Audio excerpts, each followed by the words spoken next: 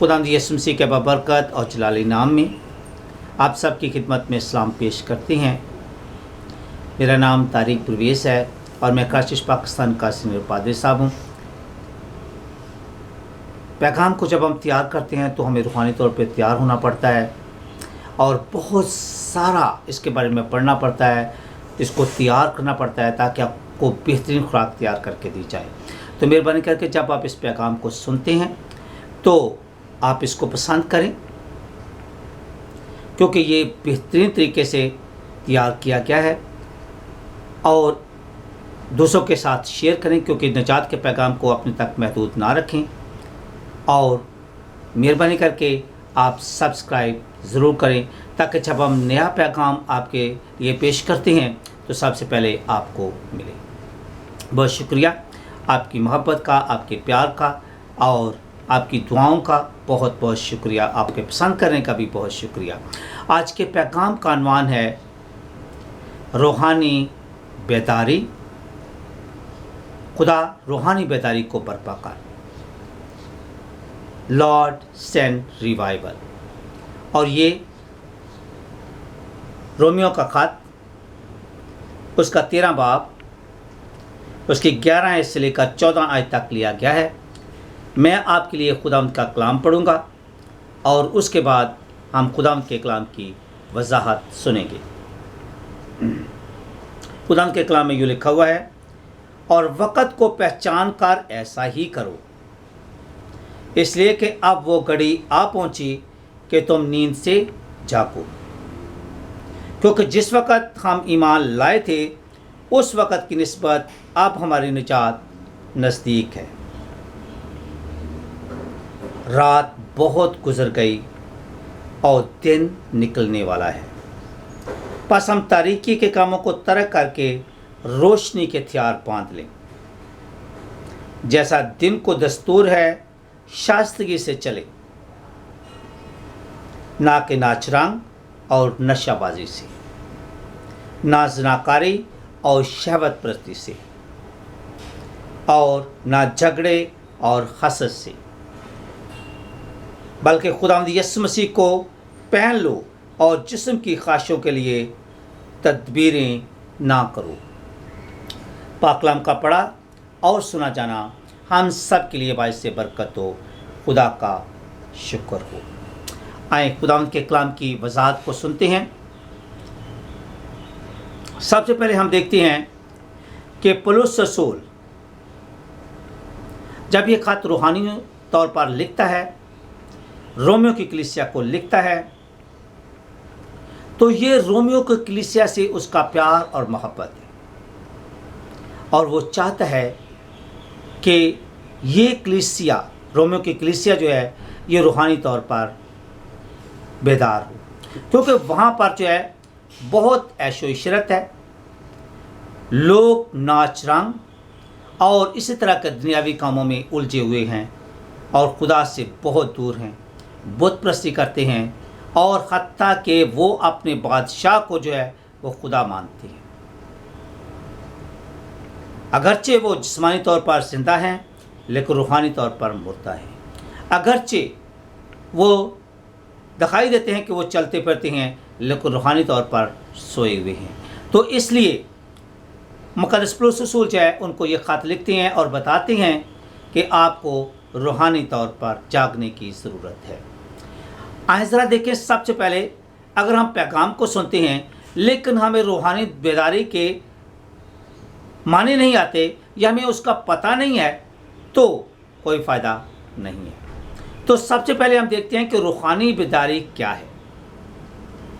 रूहानी बेदारी का मतलब है रूहानी तौर पर जागना, बेदार होना, गुनाह और उसकी सज़ा से आगाह होना। पौलुस रसूल ने यह ख़त रोमियो की कलीसिया को लिखा और उनको बताया कि अब नींद से जागने का वक़्त है।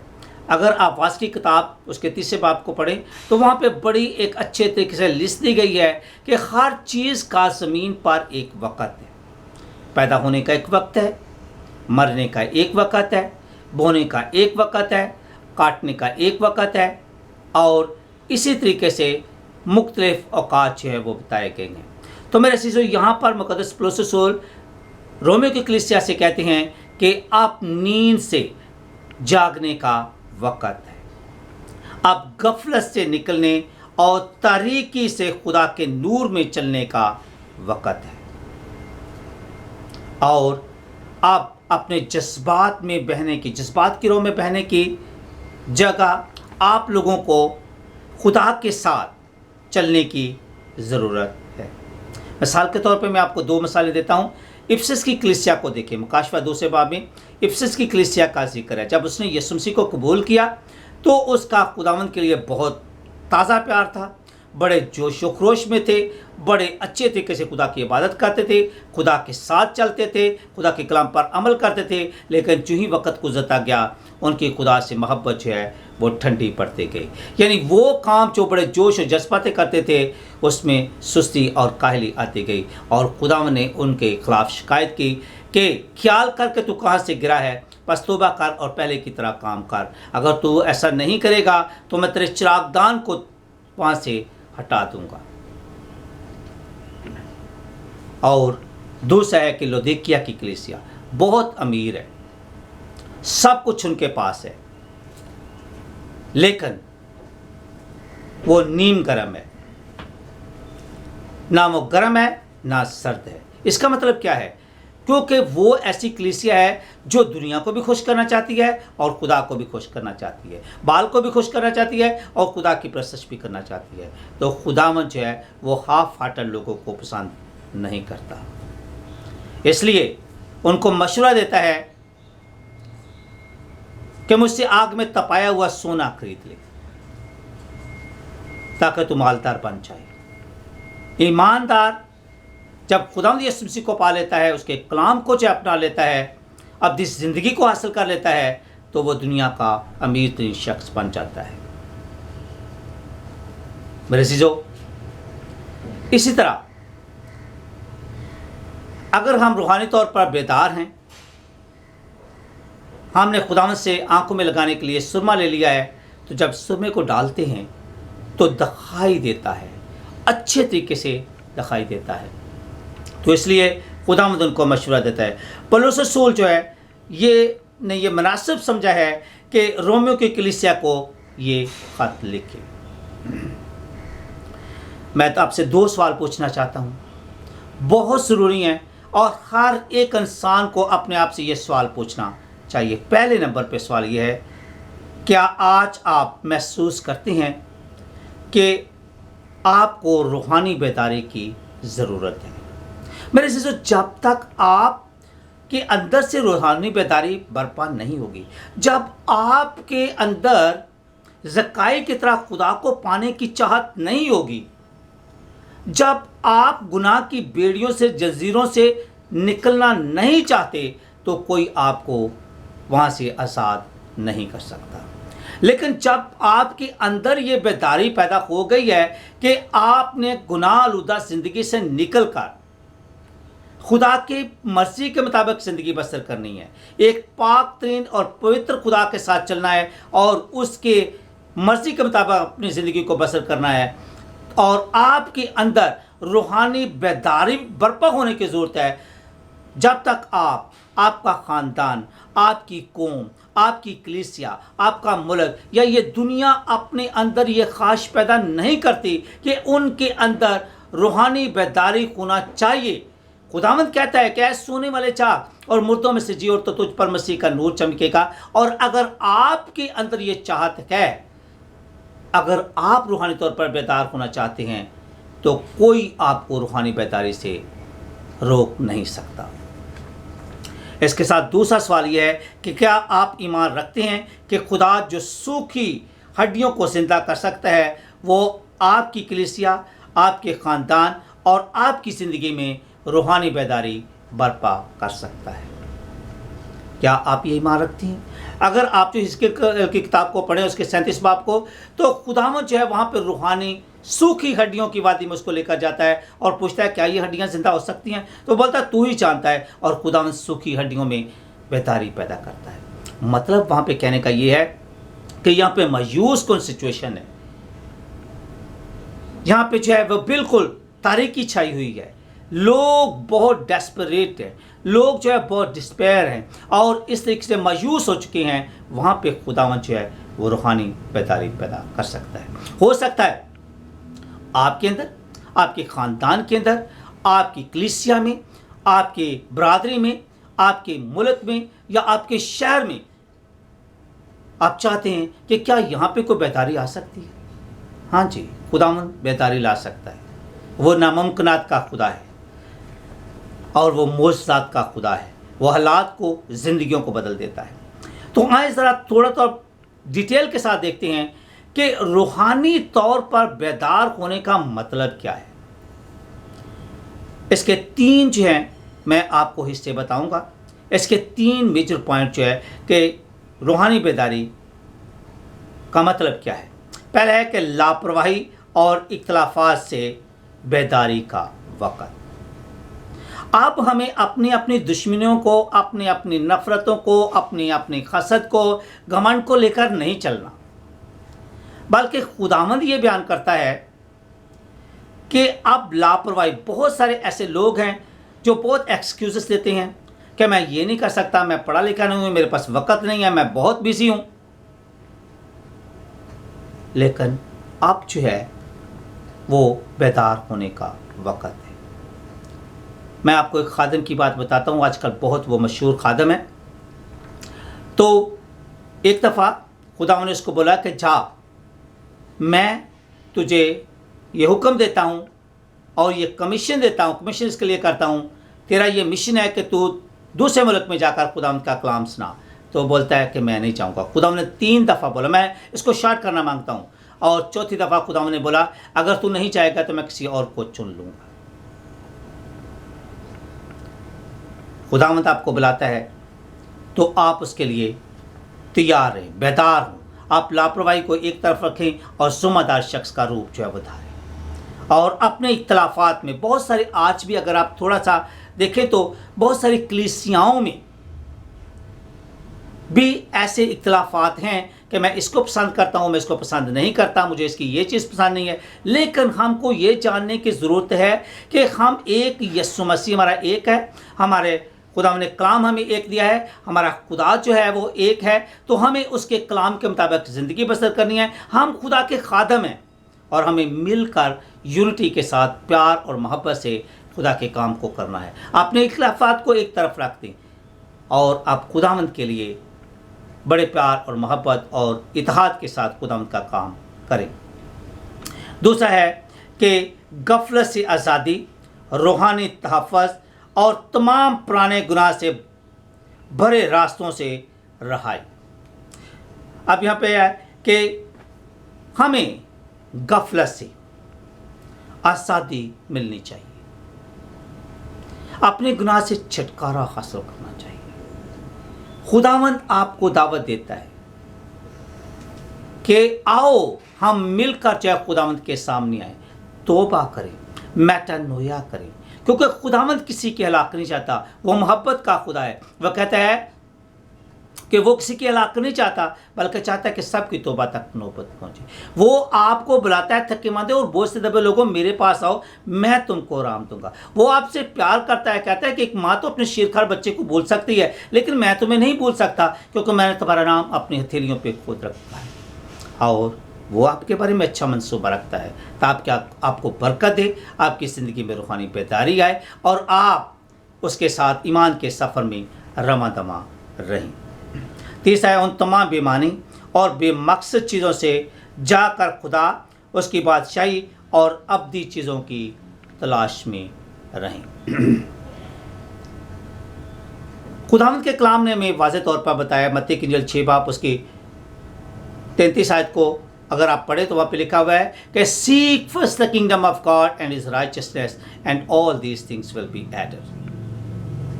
पहले खुदा और उसकी बादशाही, उसकी रास्तबाजी को ढूंढ, तो दुनिया की सारी चीज़ें जो हैं वो तुम्हें मिल जाएंगी। बहुत सारे लोग जो हैं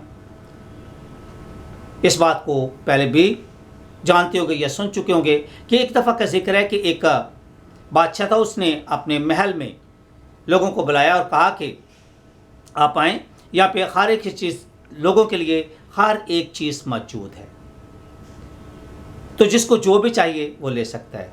तो एकदम से महल में भगदड़ मच गई और लोग, कोई टीवी को ढूंढ रहा है, कोई जो है वो फ्रिज को हाथ पे उस पे रखा हुआ है, किसी को जो प्राडो जो है को ढूंढ रहा है, कोई जो है पचेरो ढूंढ रहा है, कोई जागवार ढूंढ रहा है, कोई टीवी ढूंढ रहा है, कोई पलंग ढूंढ रहा है, कोई टी सेट जो है, कोई वाटर सेट जो है, और इससे कोई फ़ोन, आला तरीन फ़ोन, और कोई पैसे के पीछे जो है लगा हुआ है। और वहाँ पे एक लंगड़ा लड़का था, उसने भी बड़ी कोशिश की लेकिन कुछ उसके हाथ ना लगा, तो उसने बादशाह को जो है वो जाकर पकड़ लिया। जब लोग वापस आए तो देखकर हैरान हुए कि ये बच्चे ने बादशाह को क्यों पकड़ा हुआ है। तो बादशाह ने कहा कि सब लोग चीज़ों के पीछे भागते हैं, कोई मुझे नहीं चाहता, ये बच्चा मुझे चाहता है, तो जो कुछ मेरा है वो सारा इसका है। मेरे अज़ीज़ों, आपको खुदावंद यीशु मसीह को ढूंढने की ज़रूरत है, आपको उसको पाने की ज़रूरत है, आपको उसके साथ चलने की ज़रूरत है, आपको रूहानी बेदारी की ज़रूरत है, और आपको ईमान के सफ़र में उसके संग संग चलने और वफादार रहने की ज़रूरत है। क्या खूबसूरत बात पौलुस रसूल ने की है।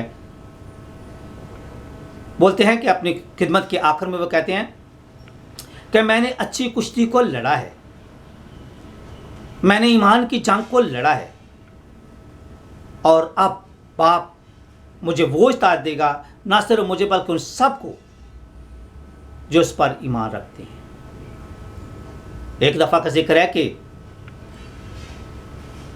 3 मसीही लोग थे और वो ऐसे मुल्क में थे यहाँ पे मसीही ईमान को नहीं पहचाना चाहता था। तो क्या हुआ कि उनको सामने लाया गया, बादशाह ने बोला कि आपको सजाए मौत दी जाती है, अगर आप यीशु मसीह का इनकार कर दे तो आपको छोड़ दिया जाएगा। उन्होंने कहा नहीं, हम यीशु मसीह को नहीं छोड़ेंगे। आप उनको जो है सजाए मौत के तौर पर जो है उनके साथ जो है वो एक आदमी को भेजा गया, या हो सकता है कि पूरे एक दस्ते को भेजा गया हो, ग्रुप को भेजा गया हो, तो वो उसको समुद्र में डालना चाहते हैं। अब वो पुल के ऊपर खड़े हैं, उन्होंने पहले को डाला है, तो जब उन्होंने डाला तो वो देख रहे हैं कि आसमान से जो है ज़िंदगी का ताज उसके लिए उतर रहा है। अगरचे वो जिस्मानी तौर पर मर गया है, लेकिन रूहानी तौर पर उसने ज़िंदगी का ताज पा लिया है।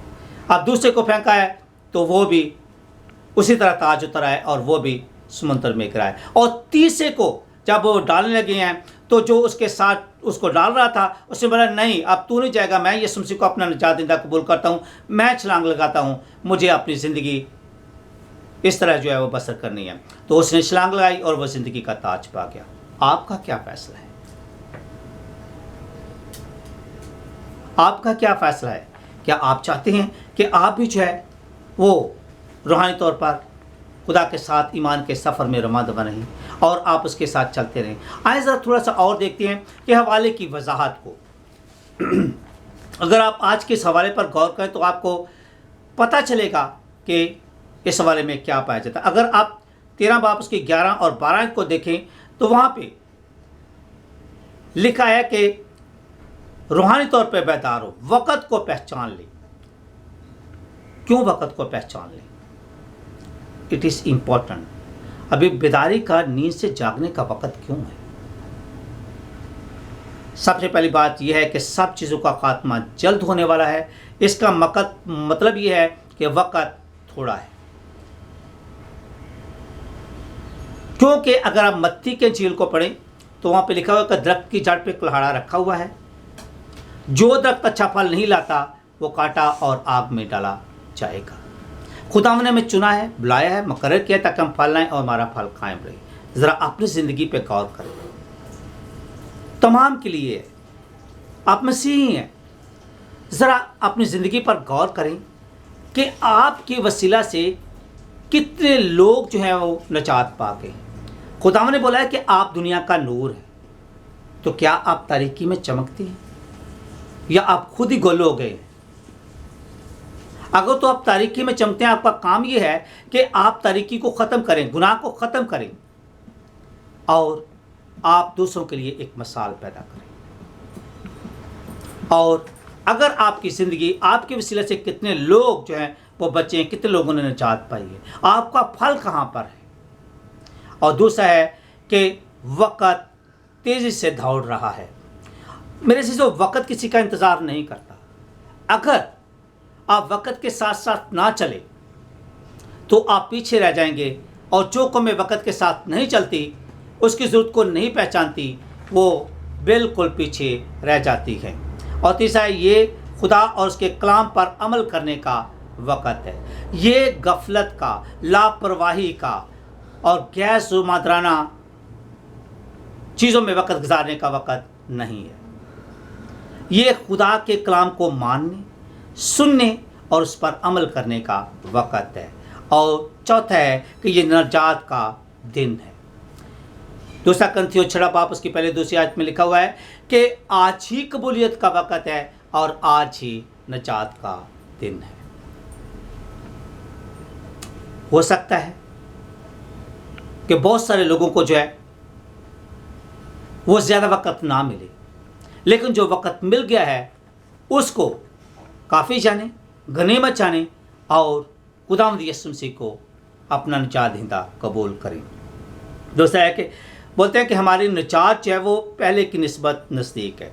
जब हमने शुरू में यीशु मसीह को कबूल किया था, हम खुदा से अगरचे दूर थे, खुदा ने हमें बुलाया, अपना कलाम दिया और अपने जलाल के लिए इस्तेमाल किया। अब हम ईमान के सफ़र में उसके साथ रवां दवा हैं, और अब हमारी निजात जो है, क्योंकि हम खुदा के कलाम पर अमल करते हैं, उसके कलाम को सुनते हैं, इसलिए हमारी निजात जो है वो नज़दीक है। जब हम ईमान लाए थे उस वक़्त की निस्बत अब हम खुदा के ज़्यादा करीब हैं। अब हमारी निजात, जिस्मानी मौत भी करीब है, और क्या हम यीशु मसीह की आमद सनी से पहले ही मर जाएंगे। मेरे अज़ीज़ों, अपनी आक़िबत को, अपनी आने वाली ज़िंदगी को संवारें। हम इस दुनिया में सिर्फ एक सफ़ीर की तरह, एम्बेसडर की तरह हम आए हैं। हमने वक़्त गुजारा है, हमने जो खरीदना है वो खरीदा है और वापस चले गए हैं, लेकिन हमारा अब्दी मकान जो है वो खुदा के पास है। अब यहाँ पे हमारा नेक्स्ट पॉइंट जो है वो ये है कि रात गुजर गई है। पौलुस रसूल कहते हैं कि रात जो है वो गुजर गई है। यहाँ पर रात अखलाकी तारीकी जो दुनिया में पाई जाती है उसको पेश करती है। हम जानते हैं कि इस दुनिया और चीज़ों का खात्मा जल्द होने वाला है, ये ज़्यादा देर तक कायम ना रह सकेगा। इसलिए ज़रूरत इस बात की है कि वो दिन आ गया है। खुदा के हमको बरकत देने और खुदा के हुज़ूर में रहने का वक़्त और दिन आ गया है। ये क़यामत के दिन में हमारे जलाली बदन को हासिल करने का दिन आ पहुंचा है। ये खुदा के तारीकी में चमकने का दिन आ पहुंचा है। और हम देखते हैं कि बहुत ही खूबसूरत तरीके से जो है वो बयान किया गया। बहुत सारे लोगों ने जो भेष बदला हुआ है, जिसके बारे में अगर आप बुल्ले शाह का एक खूबसूरत पंजाबी में शेर सुने तो आपको मज़ा आएगा। लिखा है, चिट्टी चादर ला छड़ कुड़िए, चिट्टी चादर ला छड़ कुड़िए, पैन फकीरा लोई, चिट्टी चादर दाग लगे सी ते लोई दाग ना कोई। जो आपके ने झूठे जो बेस बदले हुए हैं, जो आपने मास्क पहने हुए हैं, आप जो है वह फकीर फरिश्तों की तरह जो है बोलते हैं कि हम बहुत नेक और पाक हैं। आप खुदा दिलों को जानता है, खुदा हम ज़हन को जानता है, खुदा हम इरादों को जानता है, खुदा हम चाल चलन को जानता है, खुदा हम हर चीज़ को जानता है। बोलता है मैं तेरा उठना बैठना चलना फिरना सब को जानता हूँ, क्योंकि मैंने तुझे आगे पीछे से घेर रखा है। बोलता है तुम मुझे खुदावंद खुदावंद क्यों कहते हो जबकि मेरे कहने पर अमल नहीं करते। तो ये दिन आ गया है कि हम उसके कलाम को अपनाएं और उसके मुताबिक ज़िंदगी बसर करें। आप सोचना यह है कि हमें चलना कैसे है। तारीकी के कामों को तर्क कर दें। ये तारीकी के काम कौन कौन से हैं, ये आप गलतियों 5 बाब उसकी 19 आयत से लेकर जो 21 आयत को पढ़ें तो वहाँ पे नशाबाजी, झूठ, हसद, गुनाह, तमाम किस्म की एक लिस्ट है, आप वहाँ पे पढ़ें तो आपको पता चलेगा कि इन कामों से आपको निकलने की ज़रूरत है। और नेक्स्ट हमारा पॉइंट है कि रोशनी के हथियार पहन ले। ये रोशनी के हथियार कौन से हैं? ये रोशनी के हथियार ईमान का बख्तर है, मसीही मोहब्बत है, अब्दी उम्मीद और नजात है, और मसीह में ज़िंदा होना है। और आखिरी वर्ष में है कि यीशु मसीह को पहन लो। मतलब क्या है? आपको यीशु मसीह पर ईमान लाना है, आपको अपने गुनाहों से तौबा करनी है, और आपको बपतिस्मा लेकर खुदा के ख़ानदान में शामिल होना है ताकि आप खुदा की बादशाही में दाखिल हो सकें। आपको नए सिरे से पैदा होने की ज़रूरत है। अगर आप यूहन्ना की इंजील उसका 3 बाब उसकी 5वीं और 6वीं आयत को पढ़ें तो खुदावंद के कलाम में लिखा है कि जब तक आप रूह और पानी से पैदा नहीं होंगे आप खुदा के ख़ानदान में शामिल नहीं हो सकते, आप खुदा की बादशाही में दाखिल नहीं हो सकते, आप उसके साथ हुक्मरानी नहीं कर सकते, और आप उसके साथ हमेशा की ज़िंदगी इंजॉय नहीं कर सकते। तो फिर ये ज़रूरी बन गया है कि हम नए सिरे से पैदा हों। क्या मतलब है नए सिरे से पैदा हो? कि आप हर रोज़ जो है वो खुदावंद यीशु मसीह के कलाम के मुताबिक ज़िंदगी बसर करें, आप ईमान में ताज़ा दम रहें, और आप पौलुस के रसूल की तरह कह सकते हैं कि अब मैं ज़िंदा ना रहा बल्कि मसीह मुझ में ज़िंदा है, और मैं जो जिस्म में ज़िंदगी गुजारता हूँ खुदा के बेटे पर ईमान लाने से ज़िंदा हूँ, जिसने मेरे गुनाहों की खातर अपने आप को कुर्बान कर दिया और मुझे निजात दी। मेरे शिशो, यीशु मसीह को जब हम पहन लेते हैं तो हम नई मखलूक बन जाते हैं। लिखा है कि जो कोई मसीह में है वो नई मखलूक है, पुरानी चीज़ें जाती रहीं, देखो सब नई हो गई। तो आपको मसीह के लिए ज़िंदा रहना है, ना कि अपनी जिस्मानी ख्वाहिशों के लिए। मैं आपके सामने एक कहानी के साथ जो है इसको क्लोज़ करूँगा। एक दफ़ा का जिक्र है कि एक आदमी था, वो किसी जगह पर गया, उसने जो है वहाँ पे जाके खुदावंद के कलाम को सुना और उसने यीशु मसीह को कबूल कर लिया। अब वो पादरी साहब को बोलता है कि मुझे बपतिस्मा दें। पादरी साहब बोलते हैं कि नहीं, आप थोड़ी देर कुछ प्रैक्टिस करें, खुदा के कलाम के मुताबिक ज़िंदगी बसर करें, फिर मेरे पास आएँ और फिर मैं आपको बपतिस्मा दूंगा। और वो साल के बाद वापस आया और पादरी साहब से मिला, बोलते हैं कि पादरी साहब आप हमें बपतिस्मा दे दे। तो पादरी साहब बोला कल आपको जो है वो बपतिस्मा देंगे। कल वो उसको चौक में ले गए, और चूँकि उसका ज़हन, उसका रहन सहन जो है वो बदल गया था और वो खिदमत में मसरूफ़ था, इसलिए पादरी साहब बोलते हैं कि आपने जो है वो अभी आपकी दाढ़ी जो है वो बढ़ी हुई है, तो बोला कि उसका शेव किया और उसको बोला हाथ में लेकर आप हाथ में लें और बोलें पुरानी चीज़ें जाती रहीं, देखो सब नई हो गई। तो जो हम मसीह में ज़िंदगी गुजारते हैं, जब हम यीशु मसीह को कबूल कर मसीह के साथ ज़िंदगी गुजारते हैं, उसके साथ ईमान के सफ़र में रमा दमा रहते हैं, और तो फिर हम नई मखलूक बन जाते हैं। तो इसलिए ज़रूरत इस बात की है कि हम खुदावंद को अपनाएं, उसके कलाम के मुताबिक ज़िंदगी बसर करें ताकि हमारी ज़िंदगी में रूहानी बेदारी बर्पा हो। आमीन।